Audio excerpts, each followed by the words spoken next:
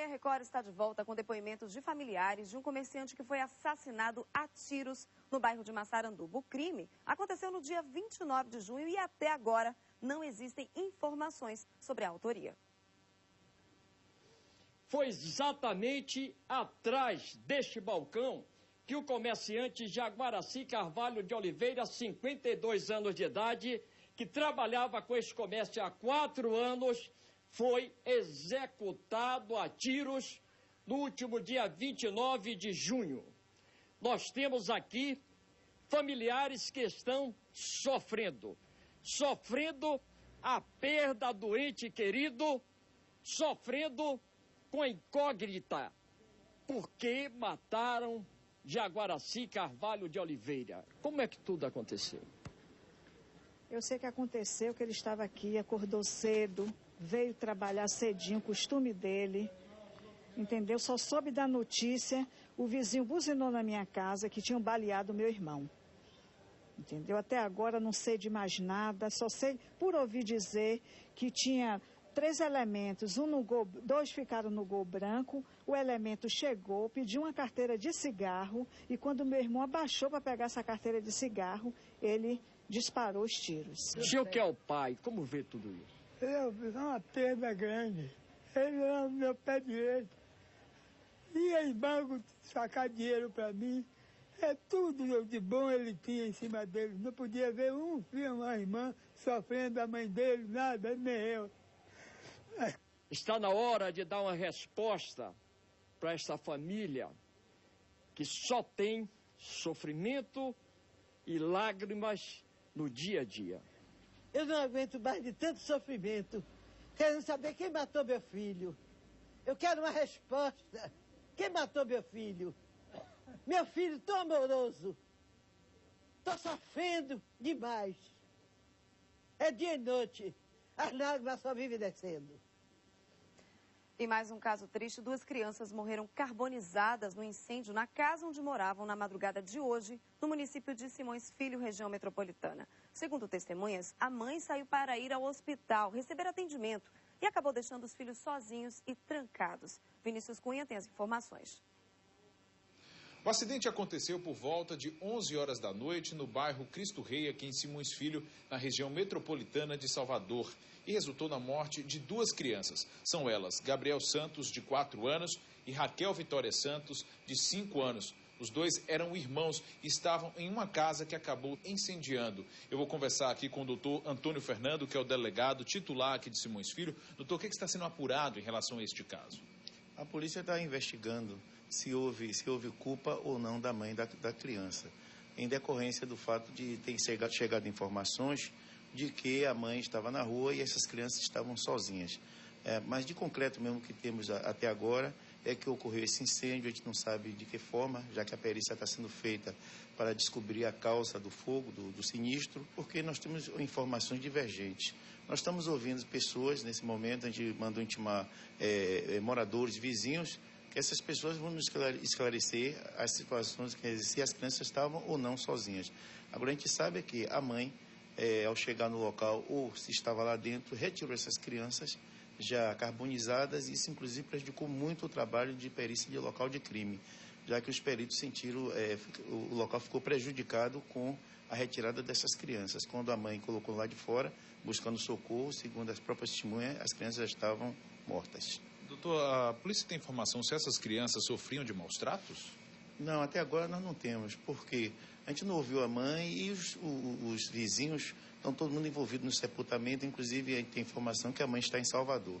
Então, só a partir de amanhã, com essas ouvidas, a gente vai ouvir várias pessoas, vamos ouvir o que elas têm a dizer a respeito do fato e a partir daí a gente vai ter de concreto uma linha de investigação. Ok, muito obrigado pelas informações. Vinícius Cunha, para o Bahia Record.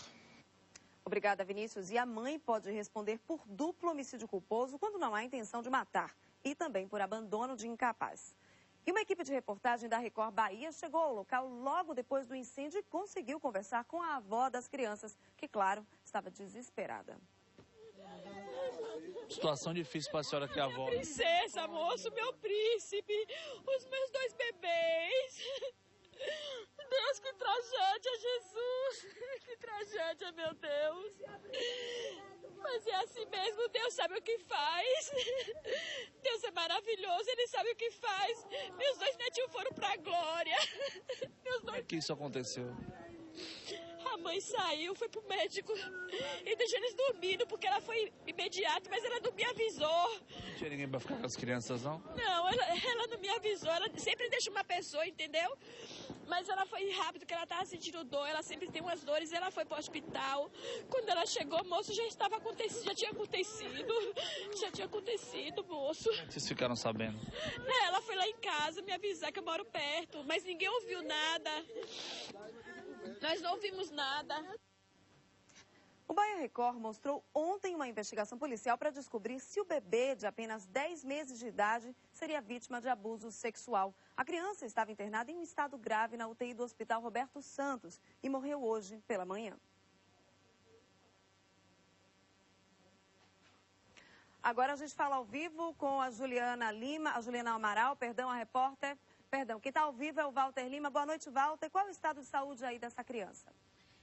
Então, Luíse, ela acabou não resistindo aos ferimentos provocados pela agressão sexual que sofreu e acabou morrendo hoje no Hospital Geral Roberto Santos. Os pais da criança ainda chegaram a prestar socorro, mas os médicos, apesar do esforço, não conseguiram salvar a criança, que era uma menina, tinha 10 meses e acabou morrendo. Para falar sobre esse assunto, também repercutindo um pouco sobre esse incidente que aconteceu em Simões Filho, nós temos aqui o subcoordenador do SEDEC, o Centro de Defesa da Criança e do Adolescente, Valdemar Oliveira. Valdemar, boa noite.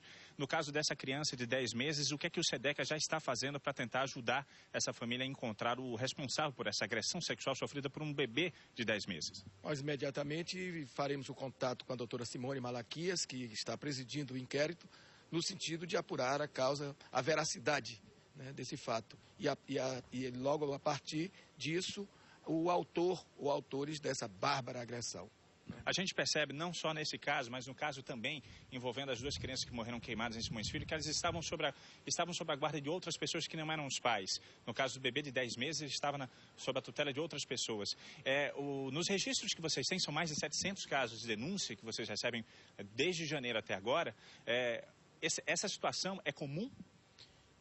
Infelizmente, da periferia é comum os pais deixarem crianças sob a guarda de outras pessoas, sob a guarda de vizinhos, e alguns irresponsáveis saem para fazer farra e deixam essas crianças trancadas, criança de 5, 6 anos tomando conta de outras de 2. Então, é o que se pode caracterizar como negligência ou até mesmo abandono de incapaz. Rapidamente, qual o telefone que as pessoas podem utilizar para fazer a denúncia ao SEDEC de algum caso de agressão sexual sofrida por uma criança ou adolescente? 0800 284 5551. Muito obrigado pela participação. Luíse.